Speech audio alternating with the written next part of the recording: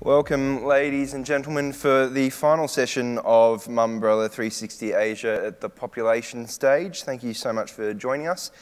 We've got a great panel behind us about to kick off, all about social media, so I'm going to assume every one of you is on Twitter. If you want to use the hashtag M360Asia and give it a good little boost for the end of the day, that would be fantastic. So again, thank you for joining us for the final session here. The session today is called Influencers, Experts and Celebrities, Who's Really Endorsing Your Brand? Moderating the panel is Otohiko Kozuzumi, and he's the Ad Asia Holding co-founder and chief operating officer. He's been with the company since the launch in 2016, and before that was at Microad, Mediba and Nobot. He studied policy management at Keio University in Tokyo, Japan. I'm going to hand over now to Otto to introduce the panel. Okay, good. Okay, thank you for the introduction. Hello everyone, how are you? Great, okay. So, today we're going to talk about influencers, experts, and celebrities, so who's really endorsing your brands. So it means, we're going to talk about the influencer marketing and the celebrity marketing. Then today, we had great panelists here. So, yeah, great. Okay, so Evangelist, could you please explain yourself? Yeah. Kobe Global Technologies. What we do is influencer marketing on an artificial intelligence platform. So we've got 3,500 influencers from the more celebrity influencers all the way to the everyday relevant people. So we connect between the brands and influencers. Name is called Kobe because of the Chinese word Koubei, which means word of mouth in Chinese. So not from Japan. No, I don't sell beef. So that's why what we do, and we specialize really in traditional brands who struggle to maybe understand the concept of social media marketing and using the bridge of Kobe to bring them online. Yeah. I'm Jade. I've spent about, it sounds very old when I say it like that, but I've spent over 10 years doing radio and television and some live shows, hosting. Recently, about a year and a half ago, I set up Della, which is a platform that hopes to create content that matters. So we talk to real couples, we do street interviews, we also talk to people from interesting professions. I just released a video, I think, just about half an hour ago on a Catholic priest and what the life is like. Do they really get married? You know, just questions that you may have wondered about but never really asked. So we try to find people from these sort of professions to talk about it. It's interesting because I think when I spoke briefly with Otto, he's like, oh, you're a celebrity? I'm like, yeah. I mean, I do work, I definitely still do celebrity work, if that's the right way to say it. But I think that more and more the lines are blurred.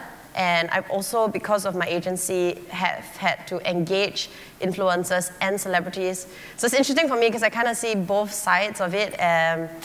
So feel free to ask me anything that hopefully I will be able to help to answer. Great. So do the Catholic priests really get married? No, they can't. Watch the video. It's on Della. Just kidding. Okay, thanks. Hi, I'm Shamila. I run Blink Asia, and we are a content development and entertainment company. So we work with producers, directors, showrunners to actually create and develop TV shows, where in turn we also manage and broker a lot of global celebrities that range from actors to musicians to athletes, chefs, you know, whoever that basically has a influence or an expert in an area globally. And we also consult in content marketing across the region and out of Australia. Yep. I'm Aaron, co-founder of Visual Amplifiers, or VAMP as we prefer to be called. We are an influencer and content marketing company or platform. We started in Australia, but we have offices here, Hong Kong, Dubai and London. We focus specifically on the kind of power middle or micro influencers, and we run kind of big scale campaigns for brands like MasterCard and New Balance and Uniqlo and ASOS. But we look really at the content that they produce, their engagement rate, and then reach is kind of like a distant third for us in terms of what we look for in criteria for influencers. So looking forward to sort of answering a few questions. Great.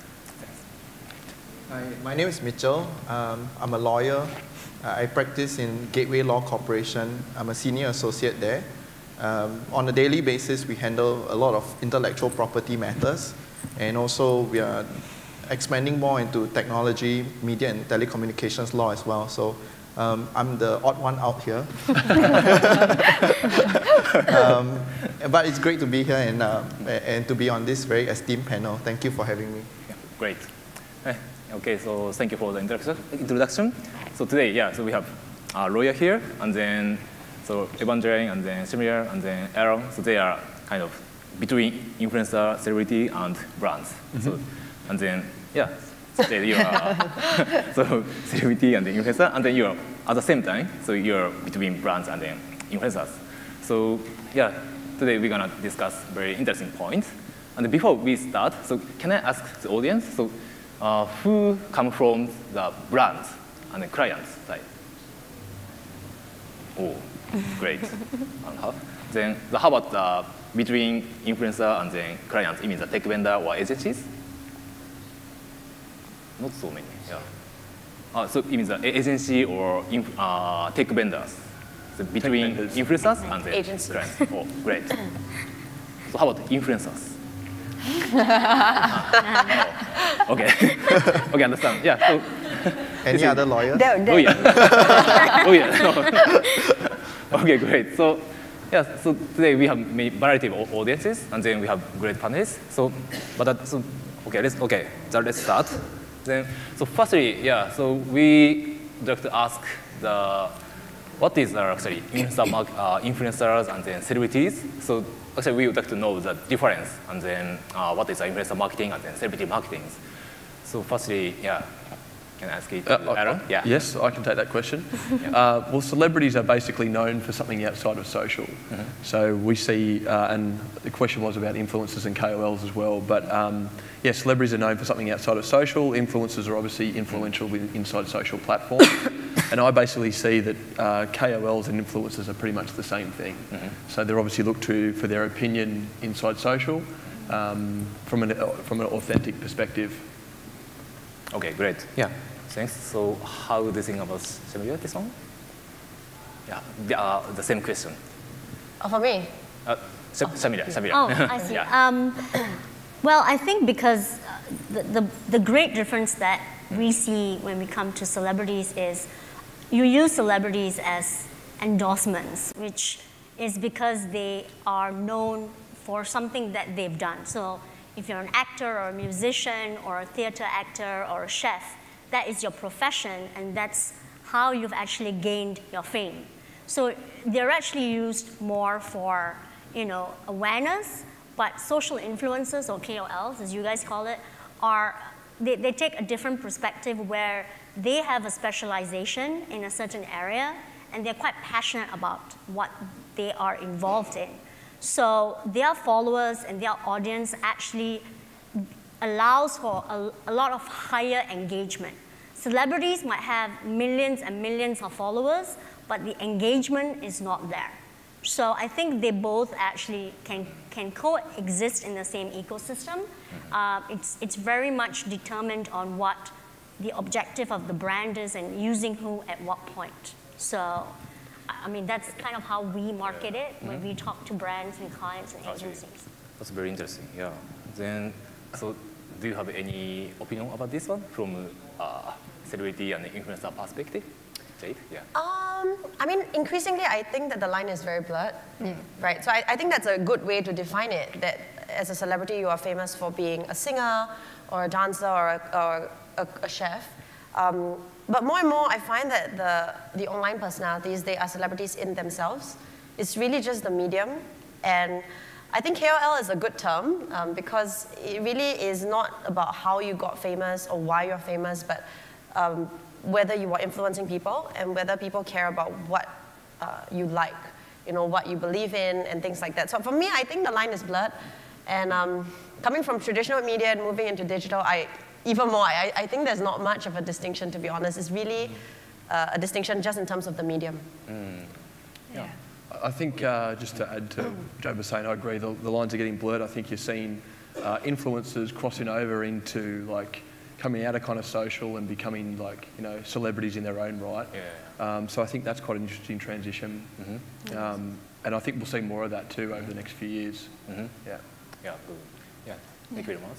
So how about Ivan? I think at the end of the day, right, what brands or agencies or influencers themselves, be it celebrities or what we call KOLs, at the end of the day, we're all human beings that what we call can cast an influence over someone else. It could be one person, it could be 10, it could be millions and millions. So I think the keyword here, influence, if you just look into like the Oxford Dictionary, it means someone that can change an action or a mindset or a behavior of another person. So just redefine a little bit, if you're looking at the word influencer, it could just be anyone that could influence someone. And it could be a celebrity, when a celebrity can endorse certain good social causes to influence the perceptions about the brand or about the cause. Yeah. Okay, very good. Yeah, thank you very much. So, and then I'd like to ask Mitchell. Yes. So now, yeah, so everyone know about influencer marketing and celebrity marketing. Yeah. Then, yeah, so are there any, I can say, the guidelines and any law should be followed and should be aware? Yeah. Generally speaking, because this falls under advertising, so we actually do have a set of guidelines that's published by the ASAS, or Advertising Standards of Singapore. I'm very sure that you guys are aware, but it's called Guidelines for Interactive Marketing, Communication and Social Media. Again, the question is whether it was legal in a sense. The answer is no. It's not legally binding because it's not actually a law. It's just a set of guidelines, you know, and as the name suggests, it's just best practices that you can put into practice if you want to. And we're talking about sanctions here because at the end of the day, that's what everyone's concerned about. Again, it's very loosely regulated in a sense that it's regulated by case. So there is some teeth in the guidelines because if you're making unfair or misrepresentations to the public about certain products, then it would fall under the Consumer Goods Act, you know, and the laws that relate to consumers. But generally speaking, it's not legally binding. I think we've jumped ahead a little bit there, but I think if we're going to go down the guideline route, I think what's interesting is that like some of the social platforms are starting to conform. So I think the guidelines, they're just going to become redundant, I think, in the next year or so, right? You've got Instagram now that have the ability to call out paid partnerships. So I think more transparency to the social platforms will add to influencers. So, you know, these guidelines will basically just not be used. Absolutely. But I know we jumped ahead there, so. It's a very self-regulated industry, and generally the play between ethics and also, you know, giving the best practices in terms of the influencer, I think it adds credibility to them when they endorse a product. So if they know that they are trustworthy, they behave ethically and do things above board, then more so that, you know, if they endorse a certain product, there's more credibility, there's more reason to believe the conviction that they have in the product. So it all plays into them and their own set of moral standards. So I agree with Aaron. I think as time goes on, there will be less reliance on the guidelines and more of a self-regulation. As I see. Yeah. That's interesting. I'm just going to add on that. I think it really depends. And again, I know you guys have said that, you know, the lines are blurring between celebrities and influencers, but when we deal with global celebrities, you know, who have big agencies behind them, like the CAAs or the WMAs, which are, you know, and the IMGs, the regulation and the legal paperwork is actually very stringent. So in order for any kind of self-regulation to happen, there's no need for that because it is a business that's been around for decades. I mean, we could even say close to a century, right? So in terms of the regulation laws and what they can do and what they can't do from the celebrity side, And from the brand side, it's very clear. Yeah, absolutely. And it is enforceable by law. It's not a association that says these are just guidelines. It's actually legalities that come into play. So I think since we're talking about that, I might as well elaborate. I think that is a very clear distinction between the two. I know maybe in certain regions in Asia, that can be blurred, but generally when you work with a LeBron James or Angelina Jolie, it's quite set. That's interesting. So I really agree with what Shamila just said. When I say self-regulation, I also talk about the underlying contracts that the brands or the celebrities get into with whoever the customer or the client is, because you want to have the reputation and the goodwill attached to your name, and you don't want your brand to be represented in a very bad way, in an adverse way. So contractually speaking, there would be some regulation in terms of how you are able to market. I mean, speaking in the sense that you are the influencer marketing on someone else's behalf. I'm very sure the brand will put into place very strong contractual clauses to make sure that that doesn't happen. So Jade, so I think so you work with brands directly, and then even between influencer and then brands. Then so I think you post a lot of maybe brands and then some unrelated posts. So do you so when you do some posts, so do you really care about this kind of regulation and then some contract between clients? To be honest, this is not the right answer, but no. I know that they release guidelines and all that, but to be honest, it's nice to know that it's not legally binding.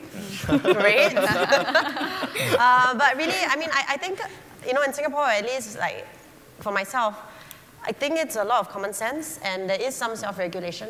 For example, if it were to be a brand that, like, for example, a coffee brand. I don't drink coffee. And coffee brands have asked me if I could work with them. And the fact of the matter is I just don't drink coffee, and I would turn it down because I just don't. Or like I have had brands come to me for like a slimming product. And I mean, I'm slim not because of a slimming product. I healthy lifestyle, I work out, and I don't believe in that sort of lifestyle, so I would turn down a job like that. But if it is a brand, and for me, this is, I mean, at least how I do it. If it is a brand of, say, skincare that I already use, so that's like a happy working relationship, then it's great because they have a new product. Like maybe I use the moisturizer, but now they have a serum. And then to me, that's a very authentic way of engaging with the brand. And so I would accept that engagement. I do am very particular that I would put sponsored posts or at least hashtag SP just so people know that it's sponsored. But I think in terms of which brands to work with, it's common sense and it's your own sense of being authentic and being true to your followers. Like I don't want like someone who is obese to be going out and buying a slimming product because I said, hey, it works, that's how I stay slim, because it's not true, right? So I mean, just common sense, tell the truth, work with brands that you actually like. That's just kind of my very loose guidelines. Yeah. I think that's also the difference, right, too, because like from a celebrity perspective, like they're more inclined to endorse products like that because of the money involved, whereas like from an influencer or KOL perspective. Oh, the money is sometimes tempting, to be honest, but I think say no. It is, okay, really honest, the money is tempting, right? And a lot of these brands have a lot of money, but it's, oh, I hear the brands laughing. Sorry if I said no to any of the brands here. Just being truthful. It's tempting, but then in this day and age, right, when the lines are blurring, and where everything is online, or I try to post as authentically as possible, you're going to be found out, right? So I could be endorsing a coffee brand that is it's a really lucrative contract, but somewhere along the way, if someone offers me a coffee, I might just be like, oh, sorry, I don't take coffee, and then and then that might spread or whatever. I just don't want to get into that, I think. So sometimes it's about saying no and hoping that a tea endorsement comes along, which is a lot more a happier sort of working relationship. Just to add a little bit on that, because what we do is we study the personality and the preferences of each of our influencer, and we pair them to as what we call closer affinity brands or products as possible. And from that, we are actually able to tell which kind of influencers are more authentic, in a sense they would go for the brands that they already are using, like you mentioned, or at least are interested, are closer to their personalities, because you don't want a parent to be suddenly going to a club or something like that. It's going to look very strange on the brand or on the agency. And the data that the AI has been telling us, it's exactly what you're saying, and we are able to pair that, and the influencers themselves also feel happier. It helps to lengthen the whole longevity of this ecosystem, because at the end of the day, you can earn a quick buck. It's tempting money, but then it doesn't make you a happy person or a happy influencer in the long run. Then this whole social media ecosystem may not be able to be protected. I mean, I think that the good thing is, I really do feel that brands are getting smarter. And it used to be, I mean, as recent as perhaps a year or two ago, it would be like, oh, what are your numbers like? Oh, you have like this amount, and then you are gold. But I think brands now, they realize, okay, so you have this amount, but you also endorse like 101 different skincare products. You only have one face, right? You can't, there's no way you would be endorsing across 6 skincare brands and be using all of them, right? Or you're endorsing a sports brand. I mean, sportswear, yeah, maybe 1, maximum 2. I've stuck to 1 sports brand since I've started till now. And it's, I think the brands are realizing that more and more, and it's good, because you're right, in terms of the ecosystem and the longevity of it, it makes for a much longer runway, rather than anyone who has X amount of followers can just, oh, this is cool because, this is cool because, then it kind of loses its meaning, I think. Yeah. Okay. I was just going to say, I think they've worked, Jade, you know this, right, working so hard for your follower base too, so you have to be authentic. Well, I mean, we definitely see when we send briefs out, because it's through the tech platform, you see when influencers say yes or no to stuff, and we see influencers decline things all the time, and we definitely encourage it, because you still want that authenticity when they want to represent brands. Okay, great, yeah. So actually, as Jay said, so clients and brands, so they are getting smarter to work with influencers and celebrities, so because they have more experiences. Then, so the topics are a bit different. So when, so we work with brands and the influencers. So what is the best way to collaborate and then to create a better, not only post, so sometimes you guys like a video and then, so in the collaboration, so how do we maximize this collaboration between brands and influencers? Firstly, just excuse me. Just from just experience working with different brands, every brand is at a different stage in terms of maturity, in terms of their relationship with working with influencers. I hope that grows, because they can only make for better campaigns. I would say the brief is very important. I love it when brands send me detailed briefs, but I also have templates for when they don't have briefs, just to encourage, you should start thinking about how you want the look and feel to be, what things should absolutely be included. I have those sent off templates like that and gotten back the brief, and I'm like, it took me 2 hours and I still don't understand the brief. So I would say, to the brands, just have a sense of what you like, what you want the post to look like. But the other thing is also not to overly dictate it, because you would have already checked out how the KOL, how their feed is, what sort of things they'd like to talk about, the sort of look and feel of their whole content.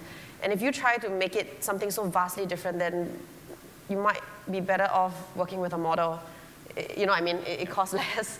And, it's not just taking this person's face and putting it into that template. I think giving the influencer space to interpret the brief in a way that is authentic to them will make for better campaigns. And just to add to that, I think that again is quite a big differentiation between a celebrity and an influencer, because you go to an influencer because they are authentic. They do it and they talk from life experiences and what they're doing on a day-to-day basis. There's someone snoring. Is there? Seriously, there's someone snoring.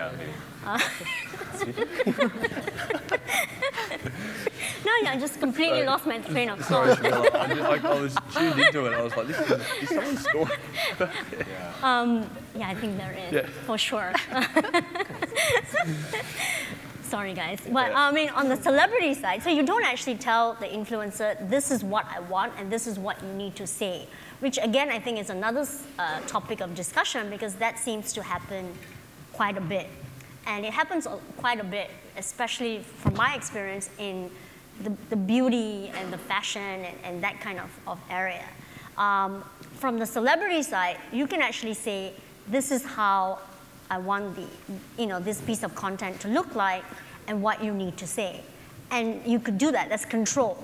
I mean, the brand has ultimate control because at the end of the day, the celebrity will go, okay, you're paying me $1.5 million. If this product or brand fits what I do or is in line with, my brand as well, to a large extent, right? If you're going to take a basketball player, you can't fix it with an MMA brand. It's not going to work. So you need to align that. But the brand can actually dictate a lot of what's being said and control a lot of it. On the influencer side, you don't do that. And then it becomes very ineffective. So I think bottom line is, it goes back to what I said earlier, is what do you want to achieve with your entire campaign? What is it that you want to do? I think both parties have different objectives that can be reached, and they all live in an ecosystem that actually complements each other to a large extent. So how do you think about this from tech vendor side? So how do you maximize the collaboration between influencers and brands?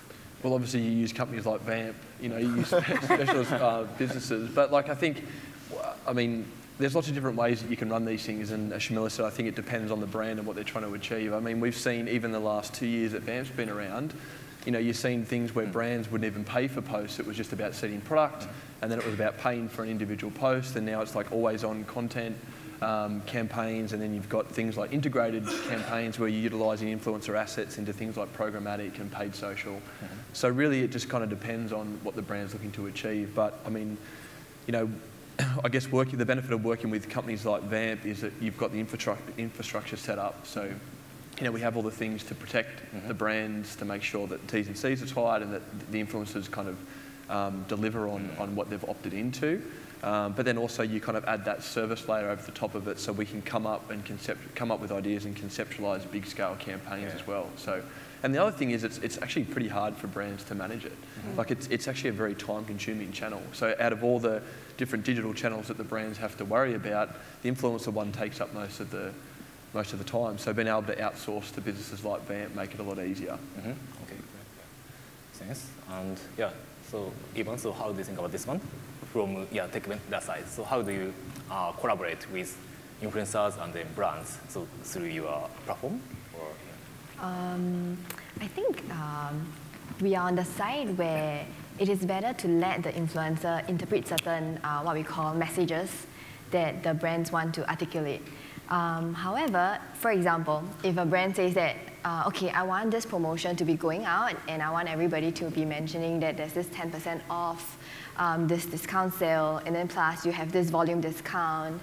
However, if that message has to be in the post, allow the influencer to find a way to say it out in their own content on their own way. And if the influencer prefers for it to be mentioned in a more colloquial way, for example, hey, I got this at a really good price, you really want to direct message me for this good, it could work actually better than just blatantly putting it out. So we stand on the side where it let the influencer articulate what that really shows what's authentic about them.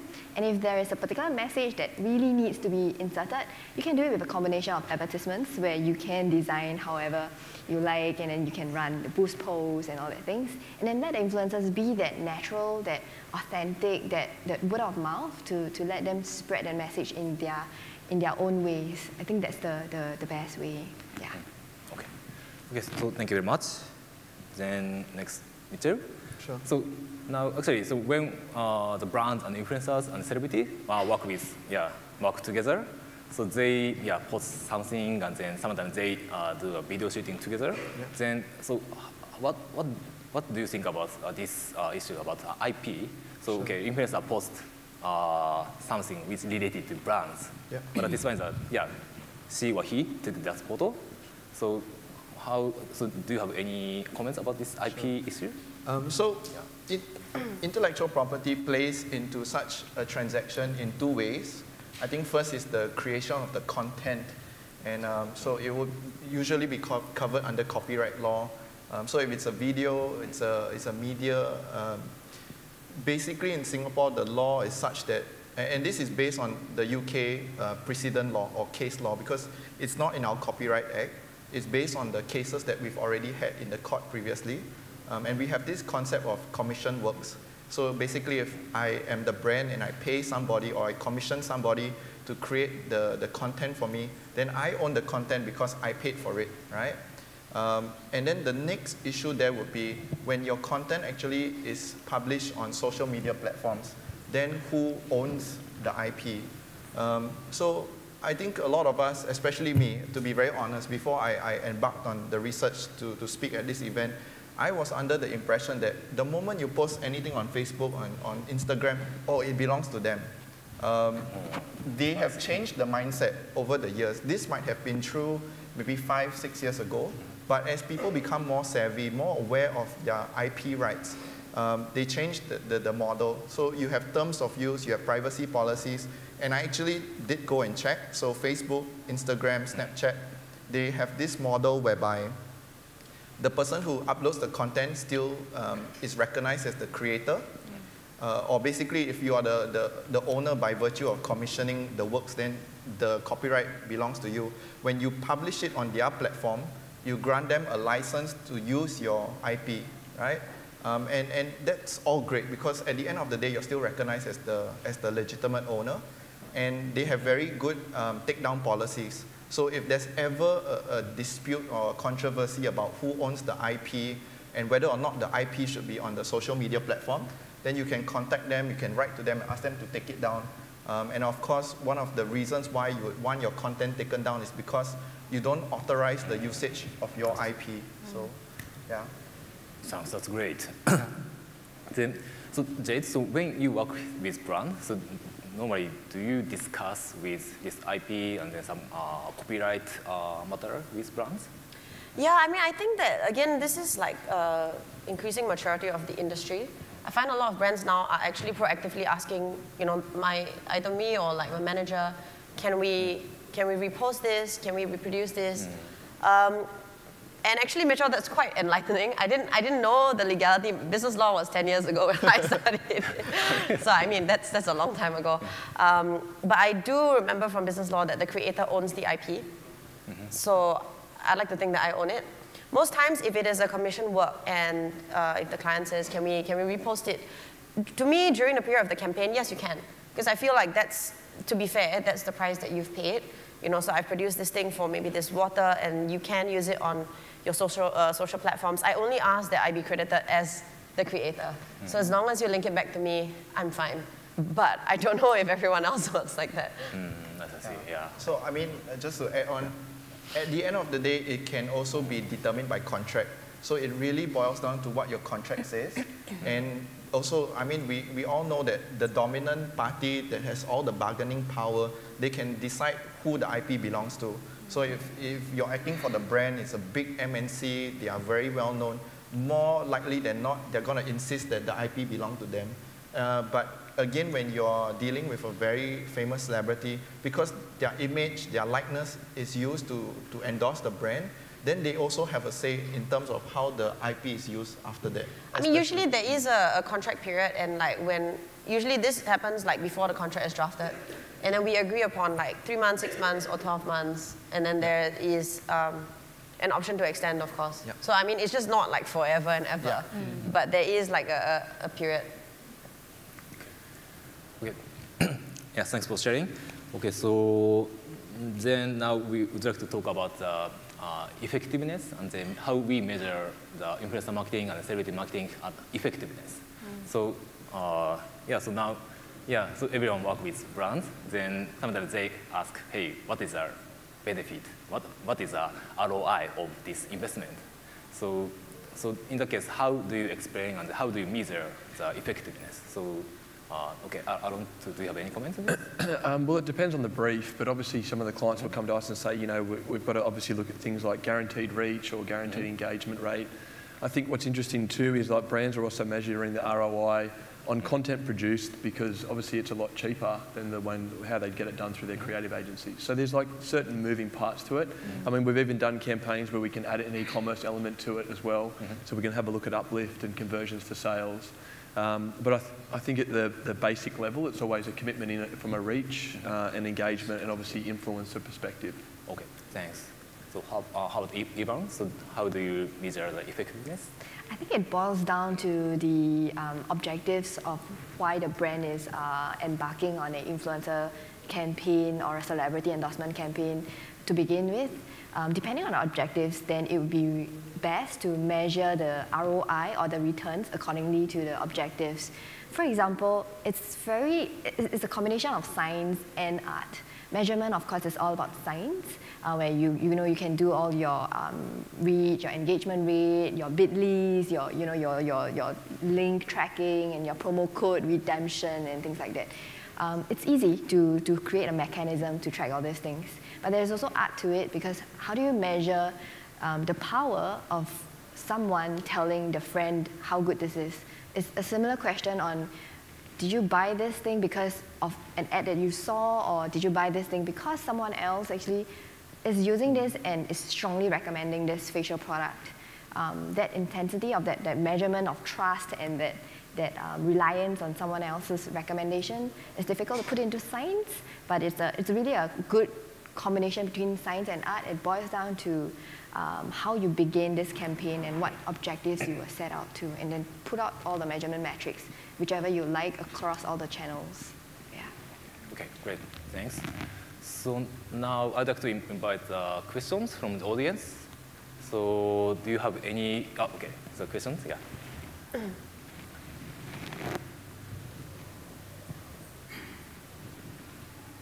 Hi there, Steve here from Mumbrella. There's been question marks raised in recent times over the authenticity of the number of followers that some influencers claim. Is that undermining the whole sector, and is there a danger that the influencer bubble will burst? Because this question is to everybody, or anybody who wants to comment. Aaron, maybe first off. Yeah, I mean, obviously, like looking from a follower perspective, you can pretty much easily see, even just from scanning accounts, to see whether they've got an engaged follower base. Obviously, if they're kind of, engaging below the imagery, those things are obviously important. But you can obviously scan for fake accounts and things like that, so that's pretty easy. I think the other part of your question was, is the bubble going to burst? Look, I think everyone said that about social about 10 years ago as well, and that's still around. Obviously there's a lot of money that's coming into the sector, but I think it'll just be more sophisticated over time. I think at the moment, obviously there's companies like Vamp out there trying to evolve it. But yeah, I definitely agree that it'll still be around, and celebrity endorsement's still around. I think the influencer marketing industry plugs in really nicely beneath that. And obviously, traditional mediums are dying, so the views are moving into social, and this is where brands' audiences are. I think the ad blocking thing too, obviously we talk about that a lot. Millennials are the biggest ad blocking subset or demographic. So, I mean, you can just have a look at the rise in terms of how many minutes per day is spent on social. I mean, I think it's like 1 in 3 minutes is spent from a mobile device is spent on a Facebook platform. I mean, the stats are crazy. Yeah. Just to share a little bit about we get this question a lot, whether or not this whole influencer marketing bubble is, just temporary, or is it just a fad? I think it boils down to fundamentally, biologically, we are all human beings that we are built on important things like trust towards someone else, to word of mouth recommendations, and the need to socialize with some other human being, right? And social networking or social media just helps us bring this network, this whole biological need into a cyberspace of social media. So if the human biological need will never go away, so this need for a social platform will never go away. However, I think the format may change. It will become more sophisticated, like what Aaron says. Things like live streaming, like now, like the live stories that may be going out and things like that. The format is going to change, but it's going to be there. I would say do your checks. I mean, this whole thing happened because, what is that platform that, oh, so bad. Gosh, Cloud. No. Recently there's this platform where you can check. Social Blade? Social Blade, yes, thank you. Yeah, so I would say Social Blade, every single influencer that you might want to work with, right? And if it looks suspicious, you should be suspicious. Yeah. I mean, I think that there have been articles written on it and videos done on it, but that would be my advice. I think that it's, I don't know if the industry bubble is gonna, you guys seem very optimistic. I'm not sure. I just say, you know, I wouldn't advise anyone to say, I want to be an influencer, let me just put up pictures. I'd say do good work, you know, be an interesting and decent human being, and if people find that interesting, then that's cool.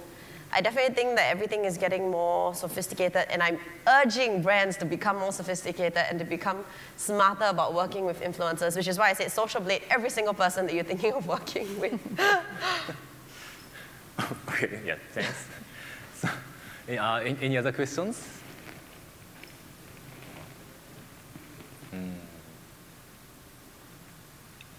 Okay. No questions?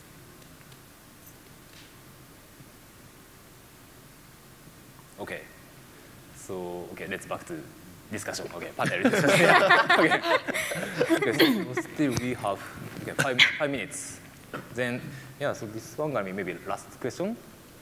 So, yeah, so influencer marketing. So this one is celebrity marketing. So this one is a kind of trend in Asia, and including Australia, and then even Japan. So and in China. So then, so how do you think about the current trend, and then how do you think about the more future about this marketing way? So 2 to 5 years. So because now the Facebook, the Instagram, so Snapchat is not so popular in Asia, but probably we're gonna have more new technologies, and then so kind of influencer marketing gonna be really you're not sure useful for the future. Then so how do you think about this one? Then from the Evangeline. About the future of... future of influencer marketing and then celebrity marketing. If you're looking at the trends, right? So before Facebook, there was Friendster, for those that might know. You built my age, sort of. So the format, I think, it has changed from different forms of content, from text-based to images to videos, from what we call historic posting until current posting. For Facebook, we used to be sharing things like what we did on a holiday trip last week.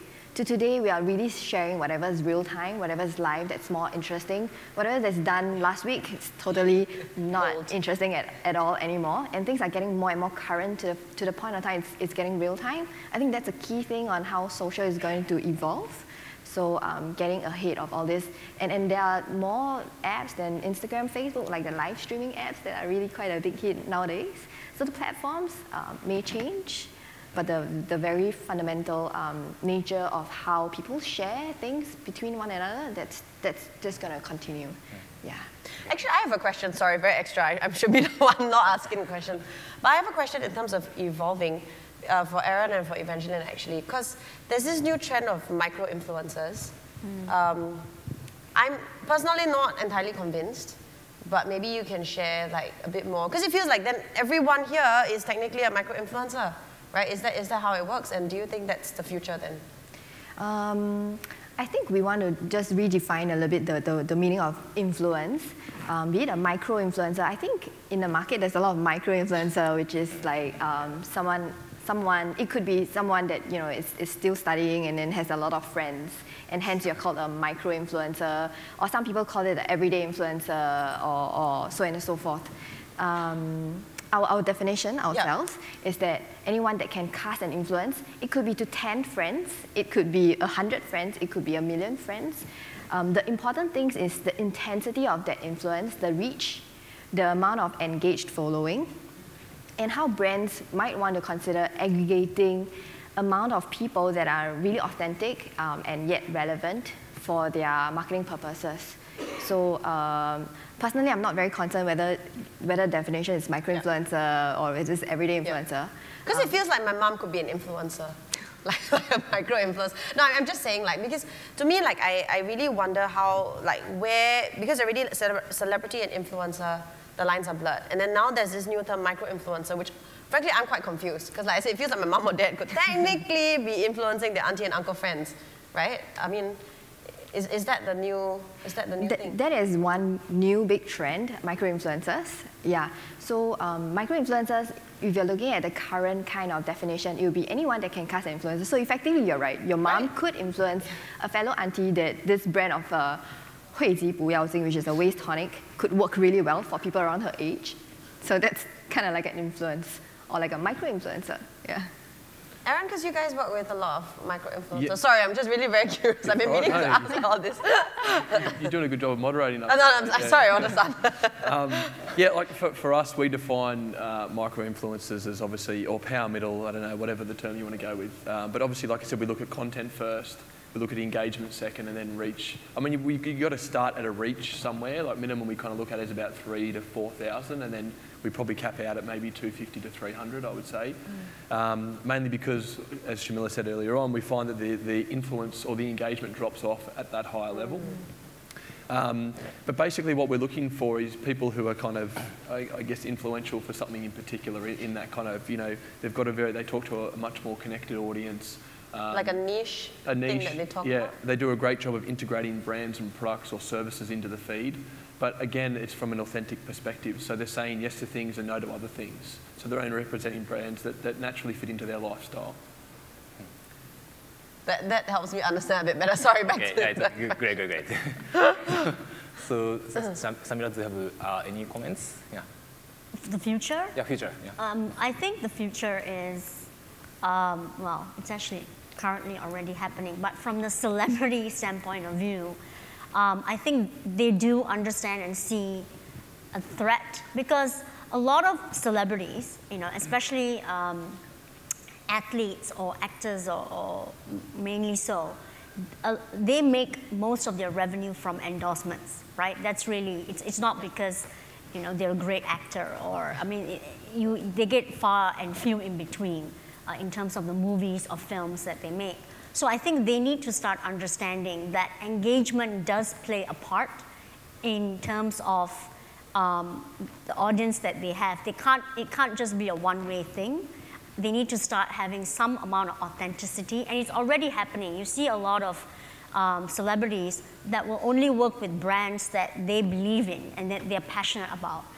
They will support events that they themselves are championing. So, I mean, I hate to use this particular example with everything that's happened with Leonardo DiCaprio, but he champions, the environment. Same with Al Gore.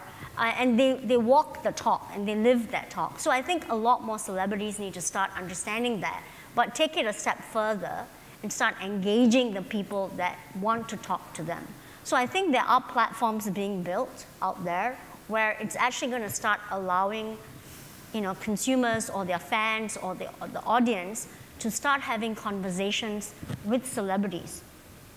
It's in the process. I think I've actually met a few people who are already building that. So that adds in that layer where it helps with the social influencers. Because right now the social influencers are very strong with that. And that's really their value proposition and their USP, which is why they're so successful. So I think the high-end celebrities or the A-listers or B-listers or whatever they are need to start bridging that gap a little bit more. And this is going to happen. How long that's going to take, we don't know, because it's also a cultural change across the industry. But I think they do understand that that needs to happen to a large extent. Okay, so we almost finished, yeah? We are fresh out of time, I'm afraid. Oh, no. Very much for that. Umbrella 360 Asia is very quickly coming to a close, but there's still plenty more to come. The population stage here is going to shut after we finish up in about 30 seconds.